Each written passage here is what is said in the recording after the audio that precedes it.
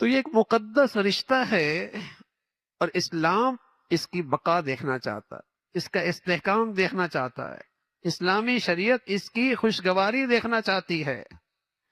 لیکن جب اسلامی زندگی رہے گی نہیں، پھر طلاق اور خلا ہو، پھر ٹوٹ پھوٹ ہو۔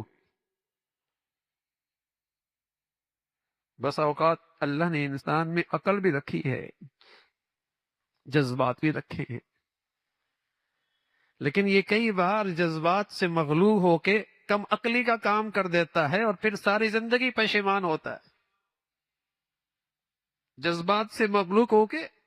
کم عقلی کا ایسا کام کر جاتا ہے کہ ساری زندگی پشیمان ہوتا ہے۔ اس لیے شریعت نے کہا عقل سے کام نہ لو، عقل کی نکیل شریعت کے ہاتھ میں دے دو، عقل کی نکیل شریعت کی نکیل میں ہاتھ میں دے دو۔ عقل پوچھے شریعت سے، عقل پوچھے دین سے، اسلام سے پوچھے، ورنہ ایسا اپنے جذبات سے مغلوب ہو کے ایسا کم عقلی کرے گا،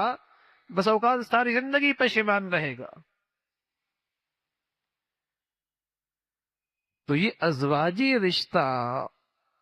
یہ ہمارے مسلمان معاشرے کا حسن تھا کہ باہمی اعتماد کی جوانی پیار میں، محبت میں، بڑھاپا شفقت میں، ایثار میں، خدمت میں گزرا کرتا تھا۔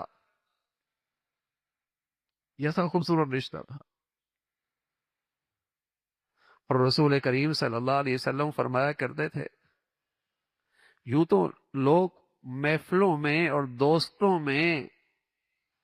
اور مجلسوں کے جان ہوتے ہیں، اور محفلوں کی جان ہوا کرتے ہیں، تو فرمایا نا، تمہارے اچھائی کا معیار محفلیں اور مجلس سے نہیں ہے، تمہارے اچھائی کا معیار یہ ہے کہ تم اپنے گھر والوں کے ساتھ کیسے ہو، تم اپنے گھر والوں کے ساتھ کیسے ہو۔ اور پھر رسول کریم صلی اللہ علیہ وسلم فرمایا کرتے تھے، میں اپنے گھر والوں کے لیے سب سے اچھا ہوں، میں اپنے گھر والوں کے لیے اچھا ہوں۔ اور عورت سے کیا کہا؟ سبحان اللہ، میری شریعت میں اللہ کے سوا کسی کے لیے سجدے کی کوئی گنجائش نہیں ہے۔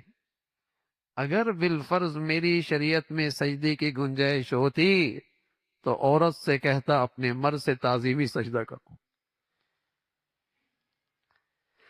مرد سے کہا وَعَاشِرُوهُنَّ بِالْمَعْرُوفِ،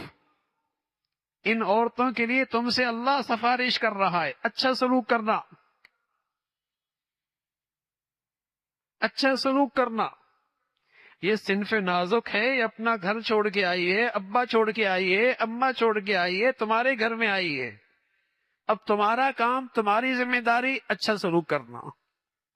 اور عورتوں سے کہا، عورتوں کی سب سے بڑی خوبی ہے اللہ اور اللہ کے رسول کے بعد وہ اپنے شوہر کی اطاعت کرنا جانتی ہو،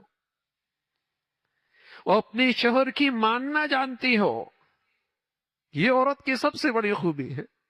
رسول کریم صلی اللہ علیہ وسلم فرمایا کرتے تھے، مرد اپنی عورت کو محبت کی نظر سے دیکھے، عورت اپنے شوہر کو محبت کی نظر سے دیکھے، دونوں کو اللہ اپنی رحمت کی نظر سے دیکھتے، دونوں کو اللہ کریم رحمت کی نظر سے دیکھتے ہیں۔ تو اس رشتے کا تقدس اسلام چاہتا ہے، اس کی بقا چاہتا ہے،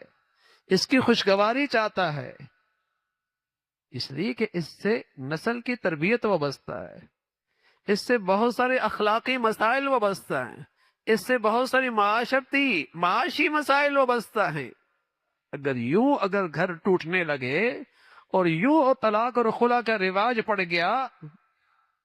نسلیں کہاں جائیں گی، اولادیں کہاں جائیں گی، بے سہارا ہو جائیں گی،